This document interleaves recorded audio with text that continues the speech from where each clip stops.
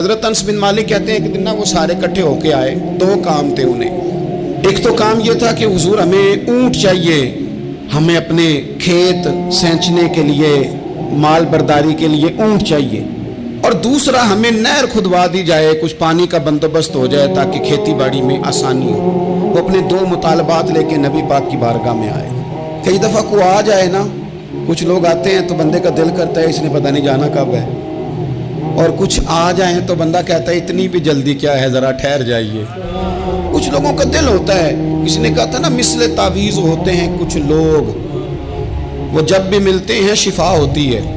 انصار آئے اپنی دو باتیں لے کے کہ ہمیں اونٹ مل جائے اور نہر کھدوا دی جائے۔ جیسے وہ آئے نا تو حضور کا چہرہ نور ان کو دیکھ کے کھل گیا، فرمایا مرحبا مرحبا، میرے انصار آ گئے۔ اور کریم فرمانے لگے انصار مدینہ، آج تم جو بھی مانگو گے نا میں رب سے دعا کروں گا اور اللہ تمہیں عطا کرے گا۔ ذرا دیکھنا میں جو بھی تم مانگو گے۔ اور سجنوں ہم کیا مانگتے ہیں، ہمارا سوال کیا ہوتا ہے؟ کبھی موقع ملے تو ہم کیا مانگیں گے؟ زیادہ سے زیادہ او دنیا جائیداد، دولتیں، شہرتیں، نام، حکومتیں۔ وہ گھر سے ارادہ کر کے آئے تھے کہ ہم نے اونٹ لینا ہے، نہر کا مطالبہ کرنا ہے۔ حضور نے فرمایا جو کہو گے نہ ملے گا۔ وہ کان میں مشورہ کرنے لگ گئے، تو کانوں میں مشورے کر کے پتہ ہے ایک دوسرے سے کیا کہنے لگے ہم تو آئے تھے اونٹ کے لیے اور ہم تو آئے تھے نہر کے لیے۔ اب کریم فرما رہے ہیں جو مانگو گے ملے گا، تو اونٹ بھی چھوڑو نہر بھی چھوڑو، حضور سے بخشش کی دعا نہ کرا لے، نبی پاک سے یہ نہ عرض کریں کہ سونے ہماری بخشش فرما دو۔ چھوڑو اونٹ کو بھی، چھوڑو نہر کو بھی، یہ تو سستا سودا ہے۔ کریم سے وہ کیا کہا میرے اعلیٰ حضرت نے؟ فاضل بریلوی فرمانے لگے مانگیں گے مانگے جائیں گے، منہ مانگی پائے منہ مانگی پائیں گے، سرکار میں نہ لا ہے نہ حاجت اگر کی ہے۔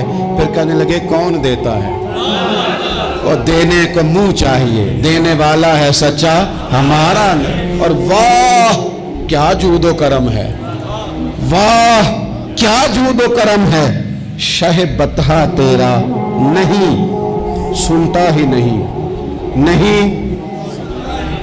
یہ جس طرح میں پڑھ رہا ہوں اس طرح بھی تو شعر سنے نا، نہیں سنتا ہی نہیں۔ کون؟ مانگنے والا تیرا، مانگنے والا تیرا۔ اور میں تو مالک ہی کہوں گا کیونکہ ہو مالک کے حبیب، یعنی محبوب و محب میں نہیں میرا تیرا۔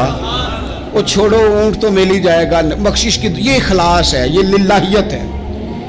فوراً عرض کرنے لگے حضور آپ ہماری بخشش کی دعا کر دے۔ تو نبی پاک نے ہاتھ اٹھائے، کہا یا اللہ ان کی مغفرت فرما دے، یا اللہ انہیں بخش دے، یا اللہ ان پہ رحمت فرما دے، اللہ ان پر کرم نوازی کر۔ تو عزیز دوستو، آپ جب مخلص ہو جاتے ہیں، جب آپ کے اندر للہیت آ جاتی، جب خلوص نصیب ہو جاتا ہے، پھر زندگی میں آپ محسوس کرتے ہیں کہ بہت ساری کرم نوازیاں قریب ہونے لگی ہیں۔